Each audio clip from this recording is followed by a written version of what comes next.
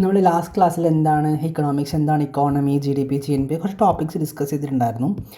So അത് നിങ്ങൾ കണ്ടിട്ടുണ്ടാകുമെന്ന് വിചാരിക്കുന്നു. സോ ഇക്കണോമിക്സ് ആൻഡ് ഇക്കോണമി അതിൻ്റെ ഡിഫറൻസ് ആണ്. നമുക്ക് ജസ്റ്റ് ഒന്ന് റീക്യാപ്പ് ചെയ്യാം. അതിൽ 1-2 കുട്ടികൾക്ക് വന്നിട്ടുള്ള ഒരു ചെറിയൊരു ഡൗട്ട്സ് ആക്ച്വലി ഉണ്ടായിരുന്നു. സോ നമുക്ക് ഡിസ്കസ് ചെയ്യാമെന്ന് വിചാരിച്ചു. ഇക്കണോമിക്സ് എന്ന് വെച്ചാൽ എന്താ? ഇക്കണോമിക്സ് എന്ന് വെച്ചാൽ ആക്ച്വലി തിയറി പാർട്ടാണ്. തിയറി പാർട്ട് എന്ന് വെച്ചാൽ എന്താ? ഇൻഫ്ലേഷൻ എന്താണ്?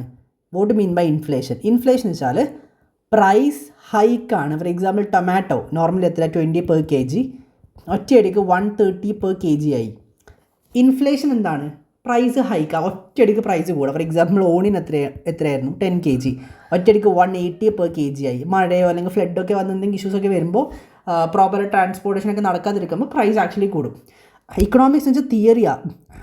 മീൻസ് ഇൻഫ്ലേഷൻ എന്താണ്, പ്രൈസ് ഹൈക്ക് എന്താണ്. ഇക്കോണമി എന്ന് പറയുന്നത് നമ്മൾ നോർമൽ ഇക്കോണമി എന്ന് പറയില്ല, ഏതെങ്കിലും ഒരു രാജ്യത്തിൻ്റെ ഇക്കോണമിയെക്കുറിച്ച് നമ്മൾ പഠിക്കുക. ഫോർ എക്സാമ്പിൾ ഇന്ത്യയുടെ ഇക്കോണമി, ഇന്ത്യയുടെ മാർക്കറ്റ് അല്ലെങ്കിൽ ഇന്ത്യ രാജ്യത്തിൻ്റെ ഇക്കോണമി നമ്മൾ നോക്കുകയാണെങ്കിൽ ഇന്ത്യൻ ഇക്കോണമി എന്ന് പറയുകയാണെങ്കിൽ ഇതിൻ്റെ തിയറിയുടെ പ്രാക്ടിക്കൽ വേ ആണ്, അതായത് പ്രാക്ടിക്കൽ ഇംപ്ലിമെൻറ്റേഷൻ ആണ്. For example the actual system of production, consumption എന്ന് വെച്ചാൽ how it affect the market. ഇത്രയേ ഉള്ളൂ. How the inflation affects the market. Inflation affects the market. അത് മാർക്കറ്റിനെ എങ്ങനെയാണ് അഫക്റ്റ് ചെയ്യാൻ പോകുന്നത്. ഫോർ എക്സാമ്പിൾ ഇക്കണോമിക്സ് വെച്ച് എന്താ? തിയറിയാണ്. എന്താണ് ഇൻഫ്ലേഷൻ? പ്രൈസ് ഹൈക്കാണ്. മീൻസ് ഒറ്റയടിക്ക് സഡനായിട്ട് പ്രൈസ് ആക്ച്വലി കൂടുക ഓരോ സാധനങ്ങൾക്ക്. ഇതാണ് ഇൻഫ്ലേഷൻ. നമ്മൾ നോർമൽ ഇക്കോണമി എന്ന് മാത്രം പറയില്ല, ഏതെങ്കിലും ഒരു രാജ്യത്തിൻ്റെ ഇക്കോണമിയെക്കുറിച്ച് നമ്മൾ പഠിക്കും. ഫോർ എക്സാമ്പിൾ ഇന്ത്യയുടെ ഇക്കോണമി, നമ്മുടെ രാജ്യത്തിൻ്റെ ഇക്കോണമി നമ്മൾ പഠിക്കുമ്പോൾ ഇന്ത്യൻ ഇക്കോണമി നമ്മൾ പറയും. ഇതൊരു പ്രാക്ടിക്കൽ വേ ആണ്. എന്ന് വെച്ചാൽ how the inflation affect the market. Inflation എന്താണ്? പ്രൈസ് ഹൈക്കാണ്. നമ്മൾ ഇക്കണോമിക്സിൽ ആക്ച്വലി പഠിച്ചു, തിയറി നമ്മൾ പഠിച്ചു. അതെങ്ങനെയാണ് മാർക്കറ്റിനെ അഫക്റ്റ് ചെയ്യാൻ പോകുന്നത്? How it affects the market. അതെങ്ങനെയാണ് ആക്ച്വലി മാർക്കറ്റിനെ അഫക്റ്റ് ചെയ്യാൻ വേണ്ടി പോകുന്നത്? അതാണ് ആക്ച്വലി നമ്മൾ പ്രാക്ടിക്കൽ ലെവലിലൂടെ നോക്കാൻ വേണ്ടി പോകുന്നത്. ഇക്കണോമിക്സും ഇക്കോണമിയും തമ്മിലുള്ള ഡിഫറൻസ് മനസ്സിലായിരുന്നു. എക്സാമിന് ഉണ്ടാവില്ല, ജസ്റ്റ് ബേസിക് ആയിട്ടുള്ള കുറച്ച് കോൺസെപ്റ്റാണ്, അത് പറഞ്ഞേ ഉള്ളൂ. അടുത്ത GDP എന്താണ്, അതേപോലെ തന്നെ GDP എന്താണ് ആൻഡ് GNP എന്താണ് നമുക്ക് നോക്കാം. GDP എന്ന് വെച്ചാൽ ഫോർ എക്സാമ്പിൾ ഇന്ത്യ എന്ന രാജ്യത്തിൻ്റെ ബൗണ്ടറിക്കകത്ത് പ്രൊഡ്യൂസ് ചെയ്യുന്ന ഗുഡ്സും പ്രൊവൈഡ് ചെയ്യുന്ന സർവീസസുമാണ് GDP. ഫോർ എക്സാമ്പിൾ ഇവിടെ ഒരു ബാറ്റ് മാനുഫാക്ചർ ചെയ്യുന്ന ഒരു ഫാക്ടറി ഉണ്ട്. Quantity, just a second, fine quantity multiplied by price ആണ് GDP. ഇത് നോമിനൽ മെത്തേഡാണ് actually, nominal way of counting the GDP. എത്ര ബാറ്റ് പ്രൊഡ്യൂസ് ചെയ്തു? 1000 ബാറ്റ്സ് പ്രൊഡ്യൂസ് ചെയ്തു. ഒരു ബാറ്റിൻ്റെ പ്രൈസ് എത്ര? 10,000 ആണ്. ഓൾമോസ്റ്റ് 1 crore ആണ് അവിടെ നിന്ന് നമ്മുടെ GDPയിലേക്ക് ആക്ച്വലി കൗണ്ട് ചെയ്യാം. ഇത് പ്രൊഡക്റ്റിനെ കുറിച്ചല്ലേ. ഇനി നമുക്ക് സർവീസിനെ കുറിച്ച് സംസാരിച്ചാൽ ഇവിടെ ഒരു കോച്ചിങ് ഇൻസ്റ്റിറ്റ്യൂട്ട് ഉണ്ട് ജയ്പൂരിൽ, രാജസ്ഥാനിൽ. Again quantity multiplied by price. 100 students ഉണ്ട്. 1 lakh ആണ് അവരുടെ ഫീസ് എന്ന് പറയുന്നത്. ഓൾമോസ്റ്റ് 1 crore ആണ് അവിടെ നിന്നും നമ്മുടെ GDPയിലേക്ക് ആക്ച്വലി എടുക്കുക. ഇങ്ങനെ എത്ര സർവീസ് പ്രൊവൈഡേഴ്സ് ഉണ്ട്. Bat, ball, laptop, computer, table, lamp, charger, എന്തൊക്കെ പ്രൊഡ്യൂസ് ചെയ്യുന്ന ഫാക്ടറീസ് ഉണ്ട്. ഇങ്ങനെ ഇന്ത്യയിലുള്ള സകല പ്രൊഡക്റ്റ് പ്രൊവൈഡ് ചെയ്യുന്ന ആൾക്കാരും അതേപോലെ സർവീസ് പ്രൊവൈഡ് ചെയ്യുന്ന ആൾക്കാരും വെച്ച് നോക്കുകയാണെങ്കിൽ നമ്മുടെ GDP $4.1 trillion ആണ്. More than 300 lakh crores. ഇതാണ് നമ്മുടെ മൊത്തം GDP എന്ന് പറയുന്നത്. നമ്മൾ പൊസിഷൻ വൈസ് നോക്കുകയാണെങ്കിൽ 4th largest ഇക്കോണമിയാണ്. ഓക്കെ, നമ്മൾ 4th largest ഇക്കോണമിയാണ് നിലവിൽ. നമ്മൾ GDP വൈസ് നോക്കുകയാണെങ്കിൽ 4th largest ഇക്കോണമി. നമ്മൾ 5th largest ഇക്കോണമി ആയിരുന്നു കഴിഞ്ഞ ഫിനാൻഷ്യൽ ഇയർ എന്ന് വെച്ചാൽ എന്താ? March 31 to April 1 വരെയാണ് ഒരു ഫിനാൻഷ്യൽ ഇയർ. എന്ന് വെച്ചാൽ 2024 March 31 തൊട്ട് 2025 April 1 വരെ. ഇതാണ് ഒരു ഫിനാൻഷ്യൽ ഇയർ. നിങ്ങളിപ്പോൾ ബാങ്കിലൊക്കെ പോവുകയാണെങ്കിൽ ഏപ്രിൽ മാസമാണ് അല്ലെങ്കിൽ മാർച്ച് അവസാനമാണ് ഫിനാൻഷ്യൽ ഇയറിൻ്റെ അവസാനമാണെന്നൊക്കെ പറഞ്ഞ് കേട്ടിട്ടുണ്ടാവും. അതാണിത്. ക്ലിയർ ആണോ? സോ ഒരു ഫിനാൻഷ്യൽ ഇയറിൽ നമ്മുടെ രാജ്യത്ത് പ്രൊഡ്യൂസ് ചെയ്യുന്ന ഗുഡ്സും പ്രൊവൈഡ് ചെയ്യുന്ന സർവീസസുമാണ് നമ്മുടെ GDPയിൽ ആക്ച്വലി ഉണ്ടാവും. നോമിനൽ മെത്തേഡിൽ കൗണ്ട് ചെയ്യുമ്പോൾ ഓൾമോസ്റ്റ് $4 trillion ആണ് നമ്മുടെ കംപ്ലീറ്റ് ഇക്കോണമി എന്ന് പറയുന്നത്. നമ്പർ 1 പൊസിഷനിൽ ആരാണ് നിൽക്കുന്നുള്ളത്? Number 1 position always the United States of America with $30.51 trillion. Number 2 always China. 19.23 trillion ആണ് ചൈനയുടെ GDP എന്ന് വെച്ചാൽ. നമ്പർ 3 ആക്ച്വലി ജർമ്മനിയാണ്. ക്ലോസ് ആണ് ആക്ച്വലി, ഓൾമോസ്റ്റ് 4.74 ട്രില്യൺ ആണ്. Number 4 India. India almost 4.1 trillion actually, 4.1 trillion. Number 5 Japan. 4.1 trillion തന്നെയാണ്. അയ്യോ, I'm so sorry, just a second, ഇവിടെ പോയി. ഓക്കെ, നമ്പർ 5 ജപ്പാനാണ്, 4.1 ട്രില്യണാണ്. ഇന്ത്യയും ജപ്പാനും തമ്മിലൊരു കുഞ്ഞു മൈന്യൂട്ടായിട്ടുള്ള ഡിഫറൻസ് ഉള്ളൂ.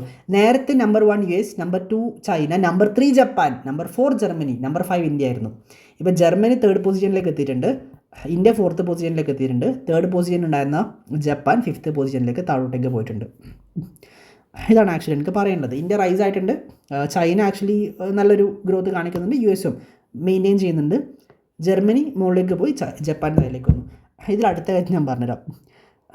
South Korea, India. ഇതിൽ സൗത്ത് കൊറിയ എന്ന് വെച്ചാൽ കമ്പാരിറ്റീവ്ലി ഇന്ത്യയിൽ ഒരു സംസ്ഥാനമുണ്ട് ഉത്തർപ്രദേശ്. ഉത്തർപ്രദേശിൻ്റെ അത്രയ്ക്ക് മാത്രമേ ലാൻഡ് വൈസ് സൈസ് നോക്കുകയാണെങ്കിൽ സൗത്ത് കൊറിയ ഉള്ളൂ. എന്ന് വെച്ചാൽ ഇന്ത്യയുടെ ഒരു സംസ്ഥാനത്തിൻ്റെ അത്രയ്ക്കുള്ള ഒരു രാജ്യമാണ് സൗത്ത് കൊറിയ എന്ന് പറയുന്നത്. എന്നിട്ട് അവർ നിയർലി 1.9 ട്രില്യണോളം, 1.7 to 1.9 ട്രില്യണോളം അവർ ആക്ച്വലി പ്രൊഡ്യൂസ് ചെയ്യുന്നുണ്ട്. ഇന്ത്യയിൽ ഇത്രയും ലാൻഡ് ഉണ്ട്, ഇത്രയും ലേബേഴ്സ് ഉണ്ട്, ഇത്രയും ഓൺട്രപ്രനേഴ്സ് ഉണ്ട്, ഇത്രയും ഇൻവെസ്റ്റ് ചെയ്യാൻ പറ്റുന്ന ക്യാപിറ്റൽ ഉണ്ട്. എന്നിട്ട് ഇന്ത്യയുടെ എത്രയാണ്? ഓൾമോസ്റ്റ് 4 ട്രില്യൺ ആണ് നമ്മുടേത്. നമുക്ക് ആക്ച്വലി ഒരു 3 times ഇനിയും ഗ്രോ ചെയ്യാൻ പറ്റും. ഇന്ത്യയിൽ ഒരു ഉത്തർപ്രദേശ് എന്ന് പറഞ്ഞൊരു സംസ്ഥാനമുണ്ട്, അത്രയ്ക്ക് മാത്രമുള്ളൊരു കുഞ്ഞു രാജ്യമാണ് സൗത്ത് കൊറിയ. എന്നിട്ട് അവർ 1.9 ട്രില്യൺ പ്രൊഡ്യൂസ് ചെയ്യുമ്പോൾ ഇത്രയും വലിയ രാജ്യമായിട്ടും ഇത്രയും ലേബേഴ്സും ഓൺട്രപ്രനേഴ്സും ഒക്കെ ഉണ്ടായിട്ട് നമ്മളെങ്ങനെ 4.1 ട്രില്യണിൽ ഒതുങ്ങി നിൽക്കുന്നത് എന്തുകൊണ്ടാണ്? Due to informal sectors. Informal sector കാരണമാണ് നമ്മൾ ആക്ച്വലി ഇങ്ങനെ ആയിട്ടുള്ളത്. ഇൻഫോർമൽ സെക്ടർ എന്താ?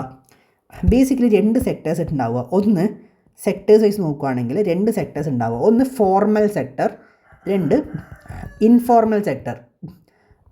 US, ചൈന, ജപ്പാൻ, ജർമ്മനി, അവിടെയൊക്കെ ഉള്ളത് ഓൾമോസ്റ്റ് എവ്രിതിങ് ഓൾമോസ്റ്റ് എല്ലാം ഫോർമൽ സെക്ടേഴ്സാണ്. ഫോർമൽ സെക്ടേഴ്സ് എന്ന് വെച്ചാൽ നിങ്ങളിപ്പോൾ KFCയിൽ പോയി ഒരു ബർഗർ കഴിച്ചു, 200 rupees നിങ്ങൾക്ക് ബില്ല് കിട്ടി, കൃത്യമായിട്ട് അതവരെ ഗവൺമെൻറ് ഇൻഫോം ചെയ്യും, അതവർ GDP കൗണ്ടിന് യൂസ് ചെയ്യും. ഇന്ത്യയിലുള്ള ഓൾമോസ്റ്റ് വി ക്യാൻ സി 70%-ലധികം ഇൻഫോർമൽ സെക്ടേഴ്സാണ്. അതിൻ്റെ റീസൺ എന്താണെന്ന് വെച്ചാൽ നമ്മൾ ഇവിടെയുള്ള ഏറ്റവും കൂടുതൽ ഈ പാനിപൂരി, ഫോർ എക്സാമ്പിൾ നിങ്ങൾ 40 രൂപ കൊടുത്തൊരു പാനിപൂരി കഴിച്ചെന്ന് വിചാരിച്ചോ, ഇത് ഗവൺമെൻറ്റിന് ഇൻഫർമേഷൻ കിട്ടാൻ പോകുന്നില്ല, ബില്ലും കിട്ടാൻ പോകുന്നില്ല, ആരും അറിയാനും പോകുന്നില്ല. പാനിപ്പൂരി, ബേൽപൂരി, മസാലപ്പൂരി, സേവാപ്പൂരി, കച്ചോറി എന്നൊക്കെ പറഞ്ഞ് നോർത്ത് ഇന്ത്യൻ സൈഡും സൗത്ത് ഇന്ത്യൻ സൈഡും മൊത്തം ഈ കാര്യങ്ങളാണ്. ഇന്ത്യ ഇൻഫോർമൽ സെക്ടറിൽ പെട്ടത് കൊണ്ടാണ് ഈ 4th പൊസിഷനിൽ നിൽക്കുന്നുള്ളത്. നമ്മുടെ ഫോർമൽ സെക്ടർ ആയിരുന്നു എന്നാണെങ്കിൽ നമ്മൾ മിനിമം 2nd പൊസിഷനിലേക്കെങ്കിലും പോട്ടെ, 3rd പൊസിഷനിൽ എന്തായാലും നമ്മൾ ഉണ്ടാവും. അറ്റ്ലീസ്റ്റ് ചിലപ്പോൾ 2nd പൊസിഷൻ വരെ നമുക്ക് എത്താൻ പറ്റും. നമ്മൾ ഇൻഫോർമൽ സെക്ടറിൽ പെട്ടതുകൊണ്ടാണ് ഇവിടെ സ്ട്രഗിൾ ചെയ്യുന്നത്. ഇപ്പോൾ US, ചൈന, ജപ്പാൻ, ജർമ്മനി ഒക്കെ ഫോർമൽ സെക്ടേഴ്സാണ്. എന്ന് വെച്ചാൽ അവിടെയുള്ള കുറച്ച് കാര്യങ്ങൾ ഉണ്ടാവും ഇൻഫോർമൽ, എന്നാലും കൂടുതൽ കാര്യങ്ങളും ഫോർമലാണ്. നമ്മുടെ 70% ഇൻഫോർമലാണ്. ഇപ്പോൾ ഏകദേശം ഒരു ഐഡിയ കിട്ടിയെന്ന് വിചാരിക്കുന്നു. പിന്നെ നമ്മൾ ലാസ്റ്റ് ക്ലാസ്സിൽ എന്താ സംസാരിച്ചത്? ലാസ്റ്റ് ക്ലാസ്സിൽ നമ്മൾ പിന്നെ സംസാരിച്ചത് മൈക്രോ ഇക്കണോമിക്സ് എന്ന് വെച്ചാൽ ഇൻഡിവിജ്വൽ ഒപ്പീനിയൻസ് അല്ലെങ്കിൽ ഇൻഡിവിജ്വൽ ടേസ്റ്റ്, ഇൻഡിവിജ്വൽ പ്രിഫറൻസ് നമുക്ക് ഇവിടെ പഠിക്കാനില്ല, എക്സാമിന് പഠിക്കാനില്ല. ബിഹേവിയറൽ ഇക്കണോമിക്സ്, ഒരാളുടെ ബിഹേവിയർ, ഒരാൾക്ക് വേണ്ടി സ്പെസിഫിക്കലി ഒരു പ്രൊഡക്റ്റ് നിർമ്മിക്കുക. ഫോർ എക്സാമ്പിൾ സച്ചിൻ ടെണ്ടുൽക്കർ ഒരാൾക്ക് വേണ്ടി റിബ്സ് പ്രൊട്ടക്ട് ചെയ്യാനായിട്ടൊരു ഗാർഡ് നിർമ്മിക്കുക. നമുക്കതും ഇവിടെ പഠിക്കാനില്ല. നമുക്ക് പഠിക്കാനുള്ളത് മാക്രോ ഇക്കണോമിക്സ് ആണ്. മാക്രോ ഇക്കണോമിക്സ് വെച്ചാൽ ഗ്രൂപ്പ് സ്റ്റഡി അല്ലെങ്കിൽ സൊസൈറ്റിയുടെ മൊത്തം ഒപ്പീനിയൻ അല്ലെങ്കിൽ പ്രിഫറൻസസ്, മാക്രോ ഇക്കണോമിക്സ് ആണ് നമുക്ക് ആക്ച്വലി ഇവിടെ എന്ത് ചെയ്യാനുള്ളത്, പഠിക്കാനുള്ളത്. ഓക്കെ, സോ GDP എന്താണെന്ന് മനസ്സിലായാൽ total amount of goods and services produced within the boundary of the country in 1 financial year. GNP എന്ന് വെച്ചാൽ എന്താ? GNP വെച്ചാൽ ഒറ്റ വ്യത്യാസമുള്ളൂ. ഇന്ത്യ എന്ന് പറഞ്ഞ രാജ്യത്തിൻ്റെ പുറത്ത്, north America, south America, Europe, Asia, രാജ്യത്തിൻ്റെ പുറത്ത് നമ്മുടെ രാജ്യത്തുള്ള ആൾക്കാർ, നമ്മുടെ രാജ്യത്തിലെ സിറ്റിസൻസ് രാജ്യത്തിന് പുറത്തുള്ള സ്ഥലത്ത് പ്രൊഡ്യൂസ് ചെയ്യുന്ന ഗുഡ്സും പ്രൊവൈഡ് ചെയ്യുന്ന സർവീസസാണ് GNP എന്ന് പറയുന്നത്. Gross national product. GDP എന്ന് വെച്ചാൽ എന്താ? Gross domestic product. ക്ലിയർ ആണല്ലോ? ഇനി ആരാ ഇതൊക്കെ കൗണ്ട് ചെയ്യുന്നത്? Ministry of statistic and program implementation, ഇവരുടെ അണ്ടറിൽ വരുന്ന NSO, നാഷണൽ സ്റ്റാറ്റിസ്റ്റിക് ഓഫീസാണ് ഇത് കംപ്ലീറ്റ്ലി കൗണ്ട് ചെയ്യുന്നത്. 2 മെത്തേഡ്സ് ഉണ്ട് നമുക്ക് GDP കൗണ്ട് ചെയ്യാനായിട്ട്. ഒന്ന് നോമിനൽ മെത്തേഡ്, നമ്മളിപ്പോൾ യൂസ് ചെയ്യുന്ന മെത്തേഡാണ് nominal method. Quantity multiplied by price is equal to GDP, simple. 2 GDP at constant market price, quantity multiplied by base ഇയറിലെ പ്രൈസ് ആയിരിക്കും ഇവിടെ ആക്ച്വലി യൂസ് ചെയ്യുക. ഫോർ എക്സാമ്പിൾ 1000 ബാറ്റ് നിർമ്മിച്ചു. ബേസ് ഇയർ എന്ന് വെച്ചാൽ എല്ലാ 5 വർഷം കൂടുമ്പോഴും ബേസ് ഇയർ മാറണം. ഫോർ എക്സാമ്പിൾ നിലവിൽ ലാസ്റ്റ് ബേസ് ഇയർ എന്ന് വെച്ചാൽ 2020 അല്ലെങ്കിൽ 2021 ആയിരുന്നു. പക്ഷേ 2011 ശേഷം ഇതുവരെ നമ്മുടെ ബേസ് ഇയർ മാറ്റാത്തതുകൊണ്ട് 2011 ആ ബാറ്റിൻ്റെ പ്രൈസ് എത്രയായിരുന്നു അങ്ങനെ നോക്കുക. ഫോർ എക്സാമ്പിൾ 2011 നമ്മുടെ GDP ഒരു 1 ട്രില്യൺ ആയിരുന്നു എന്ന് വിചാരിക്കാം. നമ്മൾ അന്നൊരു ബാറ്റിന് 150 രൂപ ഉണ്ടായിരുന്നുള്ളൂ. ഇന്നൊരു ബാറ്റിന് 1000 രൂപ 10,000 രൂപ വരെയൊക്കെ ഉണ്ട്. സോ അന്നത്തെ പ്രൈസ് വെച്ച് നോക്കുന്ന സമയത്ത് നമുക്ക് ഏകദേശം ഒരു ഗ്രോത്ത് മനസ്സിലാക്കാൻ പറ്റൂലേ. എന്ന് വെച്ചാൽ 2011 നമ്മുടെ 1 ട്രില്യൺ ഇക്കോണമി ആയിരുന്നു. ഏകദേശം ഞാൻ പറയാം 2011 1 ട്രില്യൺ ഒന്നും ആയിരുന്നില്ല, ഏകദേശം 1 ട്രില്യൺ ആണെന്ന് വിചാരിക്കുക.